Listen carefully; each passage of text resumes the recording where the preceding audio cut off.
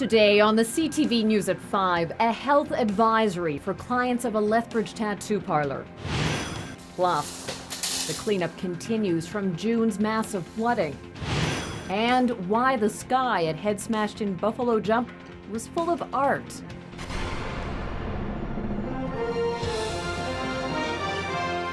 CTV News with Jackie Scantlebury.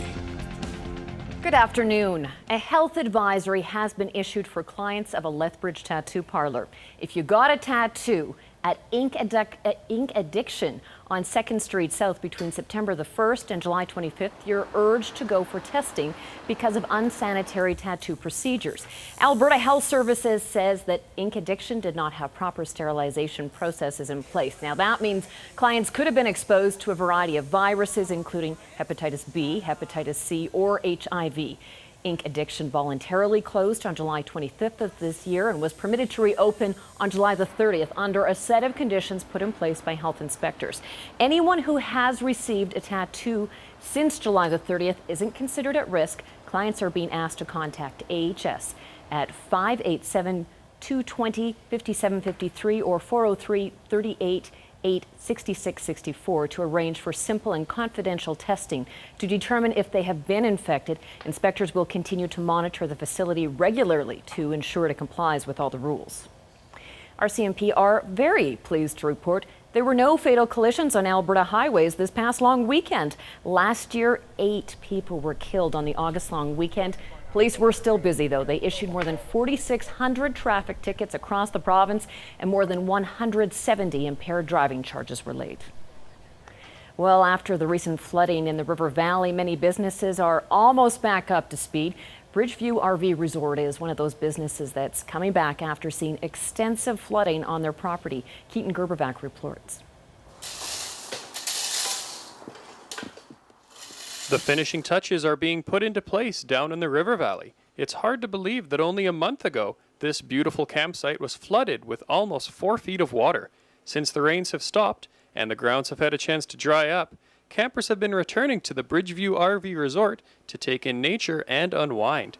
It took a lot of work to get the lower campsites back in working order. All the electrical boxes were completely underwater in each campsite, so they had to be all cleaned out.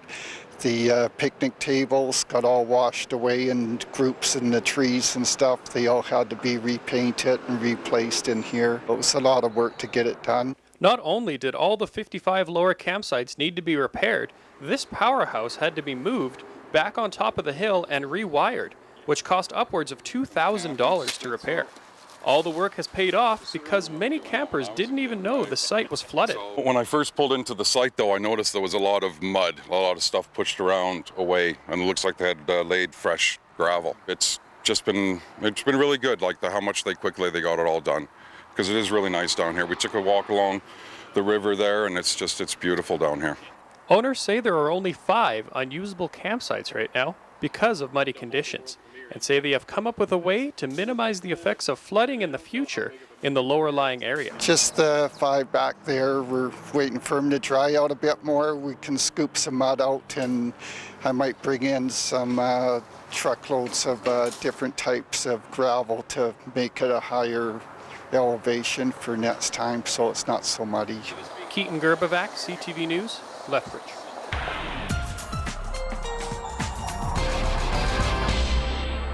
Dory Rossiter, it's shaping up to be not a bad weekend at all. Yeah, not too bad. I mean, still a little unstable, but we're not going to be drowned out this weekend by any stretch of the imagination. Tonight, though, chance of thunder showers. We don't have any watches or warnings out in Western Canada at all for active weather, but we know that we have a good chance of seeing a thunder shower tonight and some showers. But I'll give you the details that I have in a couple of minutes. All right. Thanks, Dory.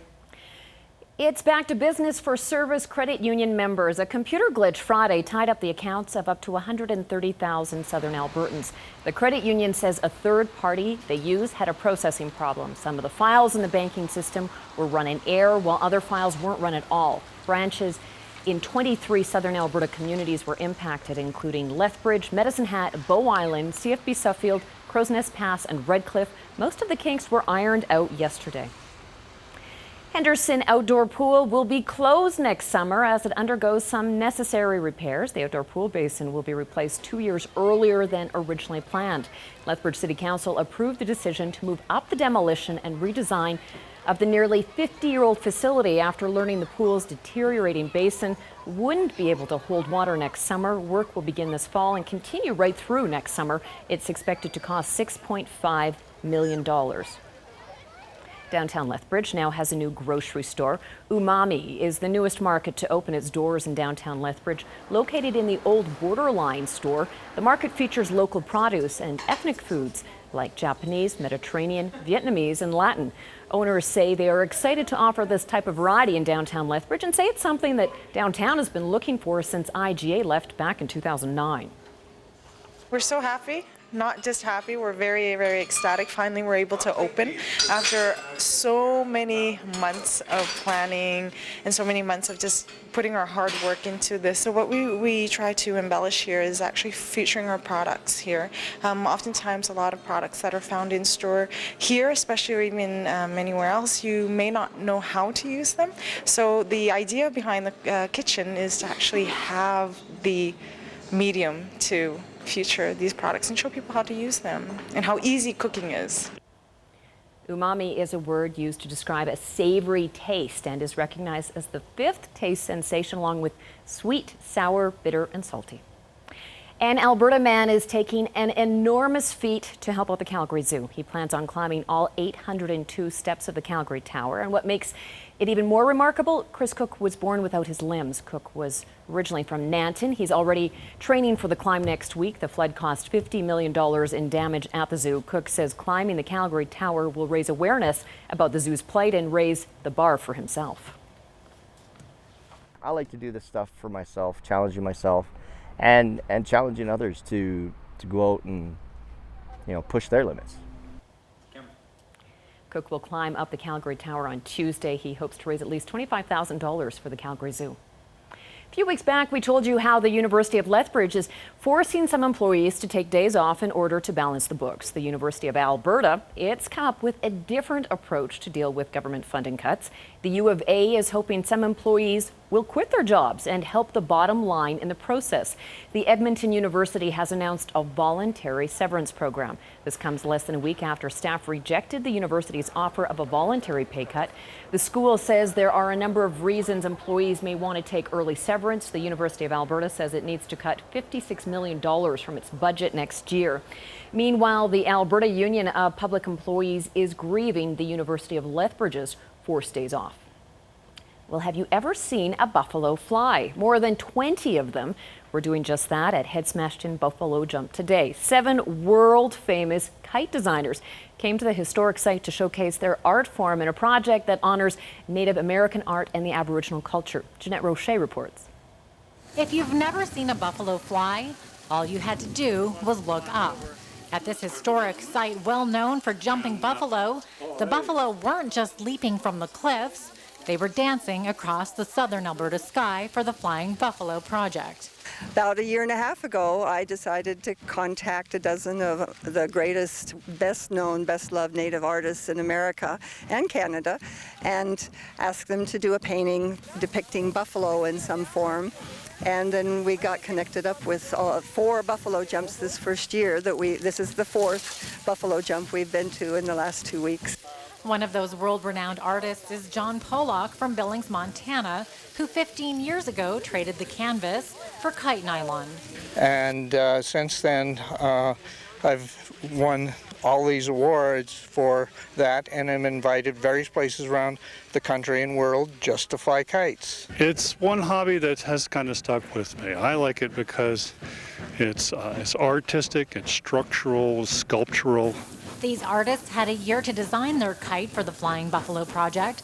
They designed their kites from scratch and even sew their own nylon. The whole process can take up to 600 hours per kite. My wife often asks me if I don't have enough kites, not understanding that it is the whole process. It's the designing, the creating, the building, the painting, the flying. And when that's done, it's start over again. Some of these kites weigh 5 to 10 pounds, and flying them requires a lot of physical ability. This is actually a full body experience. I'm feeling this from my head to my toes right now, and I have to wear gloves so that I don't cut my fingers on the line. For the artist, it's not just about the design. John Burkhart says it's the reward of flying it that makes him feel like a kid again. It's just wonderful. People will come up and talk to you and ask you all sorts of questions, and we try to put the kite line in their hand and get them to fly the kites. Jeanette Roche, CTV News, head smashed in Buffalo Jump.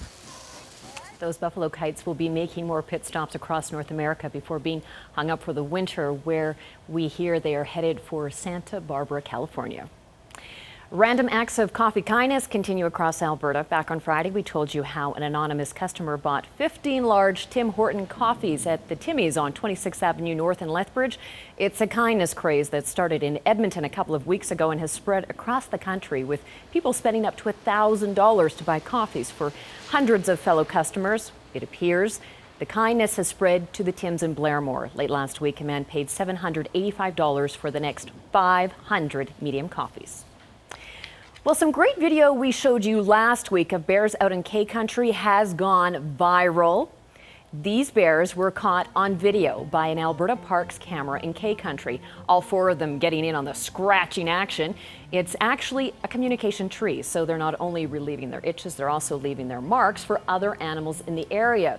Well, the video has had almost 1.5 million views on YouTube and has been featured on Good Morning America, the ABC Nightly News, even the Colbert Reports. And after the market's huge drops yesterday, another down day today. Coming up next, Dory's going to tell us about the forecast when we come back.